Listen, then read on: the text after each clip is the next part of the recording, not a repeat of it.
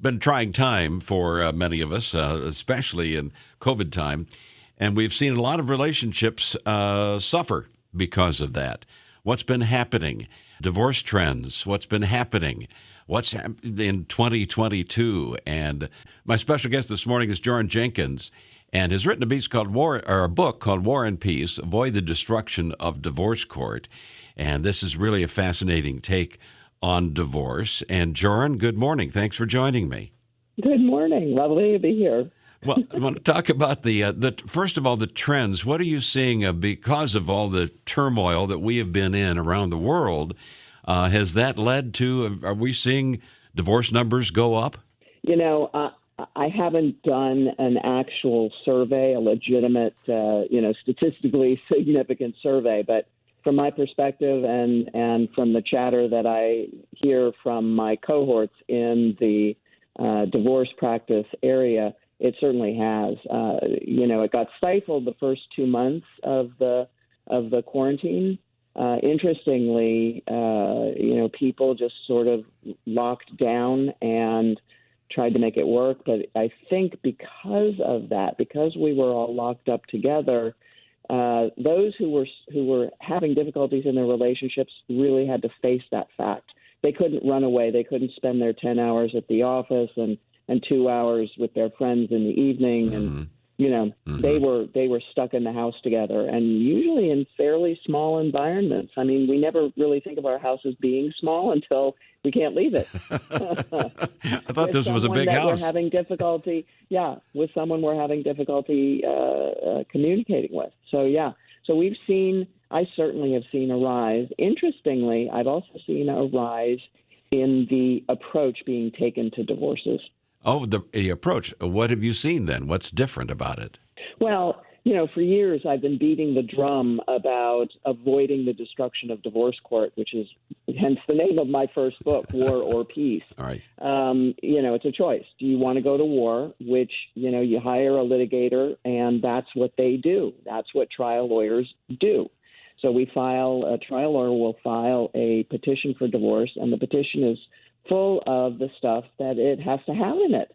But your spouse, your wife, your husband gets this petition served on them in a very uncomfortable way, and they read it, and no one explains to them that this is just a form, that it's required to read this way, or the lawyer on the other side is running the risk of committing legal malpractice. And we can have a whole discussion about that, but take my word for it.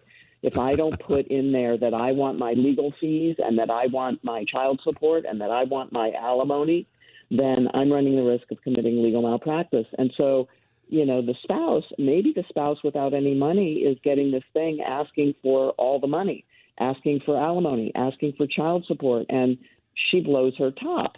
Mm-hmm. She's like, oh my God, I hated you before, but guess what? It's war now. And so that's really what litigation looks like. I think what's happening is people are realizing that they are going to have to live together, whether they're in the same house or not. They have children together. They're going to, and so they're really coming to grips with there are better ways to approach the divorce process. And I've been touting collaborative divorce for years. My practice is almost entirely courtless. So you don't have to go the collaborative route. There are other choices. You've heard of mediation. We do that. I do drafting. I'll do simple drafting and maybe negotiating with your spouse if you can't pick up the phone and or take it home and do it yourself around the kitchen table. But there are a lot of different approaches. And the first time I consult with a client, I don't give them any legal advice at all. I talk about the different approaches. It's amazing. Collaborative divorce is an amazing process. And small world, you and I, we discussed this, I don't know, been 2 or 3 years ago, I think. We talked about collaborative divorce. Pre-COVID, which was new to me.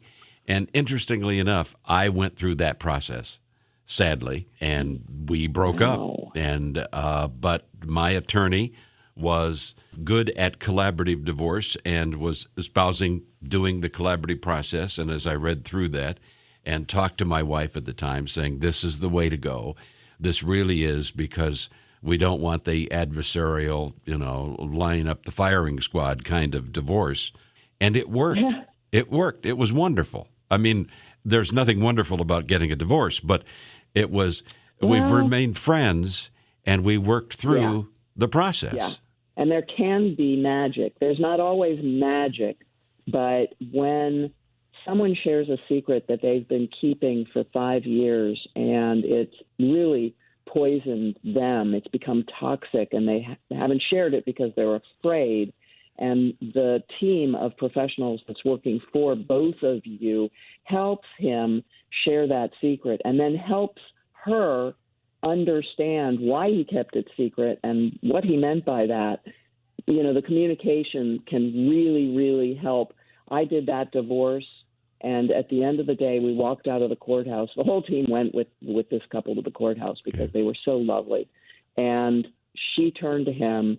You know, she didn't know we could hear her. We were far behind them. But we heard her put her arms around him and say, "I hope you know I will always love you."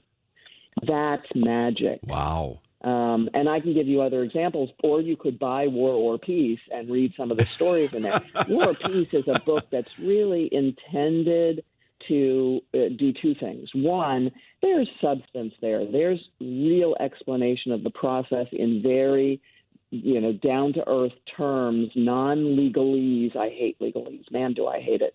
So you could pick it up and you could learn what the process looks like, what the lawyers do, what the financial professional might do, what the facilitator might do, what their jobs are. But you can also read the stories. And I've got stories about litigation, stories about mediation, stories about the magic that happened in some of my collaborative cases. The book is 3/4 stories. And I've been told that, an author never really trusts her own opinion. I've been told that my stories are very powerful and bring tears to your eyes. So it's a lovely, fairly easy read. It's not terribly long. It's 200 pages, I think. It's a paperback. It's real easy. It's real easy. I can attest to that. It is an amazing process, and it is an eye-opening process in a way. Because yes, absolutely. you do have discussions and you finally open up to each other that you probably, should have had those discussions before, but you didn't. Yeah. So I have had a couple reconcile during the process. It's not unusual that happens. It doesn't happen regularly by any means, but it's not impossible.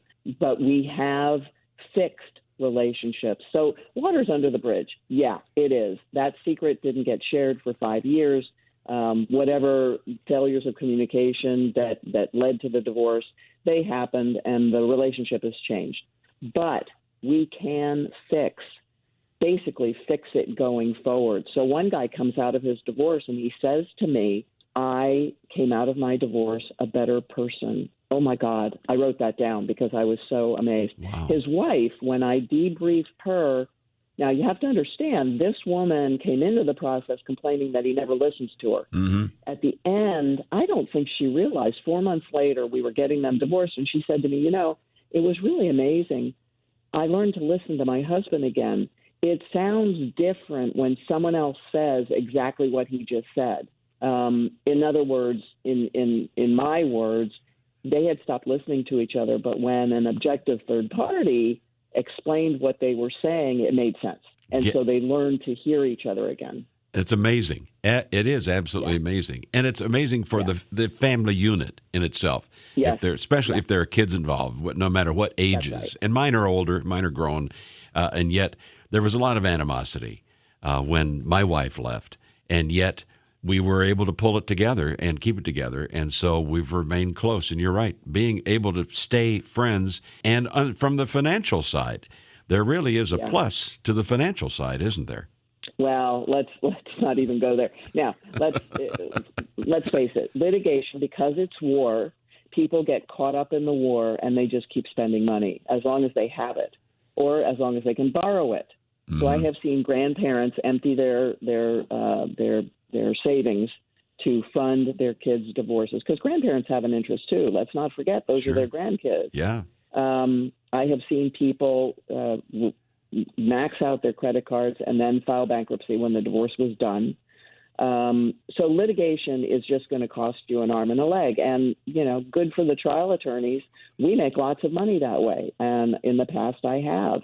I kind of discourage my clients from going that route. I really don't like to do it because I see what it does to families. Nobody wins. Nobody wins in court. The judges will tell you that. Right. Collaboration is still a more expensive process. There are a lot of ways that you save money in collaboration, though. So it saves money because you don't each hire an expert to battle each other. You hire one expert to help you understand the money and how much of it there is and how far it can go and how you can share it more effectively. You may have a facilitator who helps you communicate. The lawyers get pretty good at this, though. I've been doing this for a while, and I have helped my clients really learn to communicate again. So you do save money in that sense. You don't spend a lot of time fighting with each other, but it's still going to be more expensive than mediation, for example. Mediation, you hire one expert to help you guys negotiate, and that expert might be a financial professional, might be a mental health professional, might be a lawyer. Many mediators are lawyers. Because then they can also prepare the paperwork for you. Mm-hmm. So mediation is going to be less expensive. You can go to mediation without lawyers, i.e. making it less expensive. Or you can just negotiate with each other, and then one of you asks a lawyer to prepare the agreement that you think you have. And then if you don't really have a complete agreement, that lawyer can help you two talk to each other, working for one of you, but, negotiating with the other one. Or the other one can get a lawyer and the two lawyers can talk to each other. The definition of collaboration is you each have a lawyer and the lawyers sign an agreement that they will not go to war. And you can always change your mind and go to court. It rarely happens because you've got two lawyers. They're focused on helping you reach agreement. That's their focus. They don't care about going to court because they're not allowed to. So if you decide to go to court, they won't make any more money. So they discourage litigation and encourage communication. Absolutely. It is it's better mental health, if nothing else. And financial health. I'm so glad it worked for you. That's fabulous. Yeah, it did, and it was amazing. And when I was referring to financial, yes, it's still going to cost because you still have attorney fees and stuff. And yet in the long run, you both end up on a plus side, which is much more spending much less. Yes, spending much less. Yeah, but your college funds can pretty much stay right where they are. You don't have to empty them to fund your divorce. But the thing is that if finances are one of the bigger causes of divorce, people don't have these. You alluded to this at one point. People don't have discussions before they get married that they probably ought to have. Now, does COVID have any impact there? People are losing jobs, people are changing jobs. So that's all, impacting how many divorces are happening as well. But still, the chief cause of divorce is people who don't have the same relationships with money. So you have opposites attract. You have savers marrying spenders, and they can't work it out, and they didn't discuss it before they got married. They didn't put rules in place. We're seeing a lot more prenups since COVID hit. Really? I used to do one prenup a year. Now I'm doing 15 since COVID started. Yeah, it's because people are getting smarter. They are. I don't know if it's because they're all sitting around reading my darn books because they were stuck in their house, but they certainly seem to be taking my advice. I am just shocked by the number of prenups we're having. And they're nice prenups because the collaborative lawyers approached prenups differently. Prenups are not about getting the best deal that you can possibly get. They're about working on what your marriage is going to look like and how to make it bulletproof. That's what a good prenup is for. Interesting. Is a prenup for everyone, or people would think that prenups are for between people? There's a lot of money involved in property No. Oh, my God. I did a prenup that involved 8 white cats. I'm not kidding. I am not kidding. And I was shocked because first we talked about a whole bunch of things, but, the finances and, Sure, all that. sure. And then he brought up the 8 white cats that, if they got divorced before the cats died, she was going to get them, but he got visitation. That's another long story. I'm not sure I've written that story up anywhere. It's probably a blog. You know what? It's a blog on my website.